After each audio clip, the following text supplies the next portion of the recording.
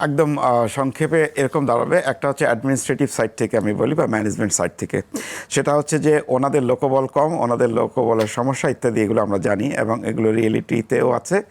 আর ইকবাল যেটা বলেছেন সেটা খুব কারেক্টলি বলেছেন যে যেই লোকটা যেখানে বসে আছে উনি আসলে কোথাও থেকে রিটায়ার করছেন বা ওখান থেকে কোনোভাবে এখানে তাকে ডেপুটেশনে পাঠিয়ে দেওয়া হয়েছে। তার মানে ওনার এয়ারফোর্সে ওনার সংখ্যা বেশি হয়ে গেছে, ওনার বসার জায়গা নেই, সেই জন্য উনি এখানে বসেছেন বা ওর নেভি থেকে বা ওটা। আমি এই জায়গাগুলোতে বলি যে অ্যাডমিনিস্ট্রেশন এবং অন্যান্য জায়গায় লোকবল সমানে বাড়ানো হচ্ছে এবং তারা কিন্তু ডেভেলপমেন্টে বেড়ে যাচ্ছে, কিন্তু তারা কিন্তু কাজের জন্য বিশেষজ্ঞ না, কিন্তু চেয়ারগুলোতে বসে যাচ্ছে। এই জায়গাগুলোতে আমরা এখান থেকে সরে আসবো। এক, দু নম্বর হচ্ছে পাড়াভিত্তিক যদি আমরা সলিউশন করি, যেটা আমরা সবসময় বলি, মহল্লা কিন্তু আমাদের সারা জীবন আমাদের মহল্লার ময়লা মহল্লাই সলভ করছে। আমাদের কিন্তু কোনোদিন ট্রাক এসে মাতোয়াইল নিয়ে যায়নি। এই ঢাকা শহরেই আমার জন্ম, বেড়ে ওঠা, আমার সামনে থেকে দেখা জিনিসগুলা। তো আমাদের কিন্তু চমৎকার শহর ছিল, কোনো সমস্যা হয় নাই। এই ময়লাগুলো আমাদের এলাকায় আমরা রেখেছিলাম। তাইলে এখন যেটা হচ্ছে জনসম্পৃক্ততা করে ওখানকার একটা কমিটি, যেটা এলাকার কমিটি, যারা মুরব্বীদের দিয়ে তৈরি হয়, তারা মিলে হচ্ছে এই বর্জ্য ব্যবস্থাপনার পুরো জিনিসটাকে ম্যানেজ করবে।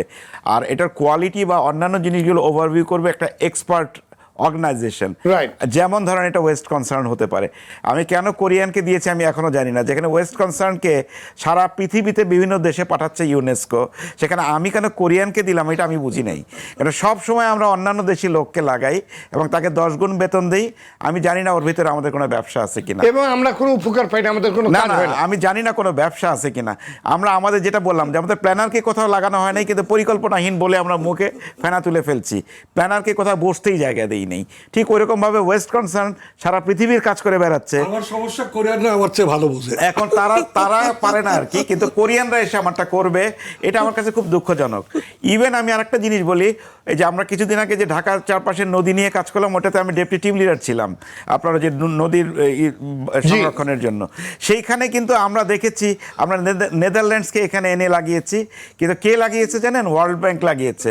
আমাদের সরকার ওয়ার্ল্ড ব্যাংকে বলেছে, ভাই আমরা তো বুঝি টুজি না, আপনারা একটা বিশেষজ্ঞ আমাদেরকে পাঠিয়ে দেন।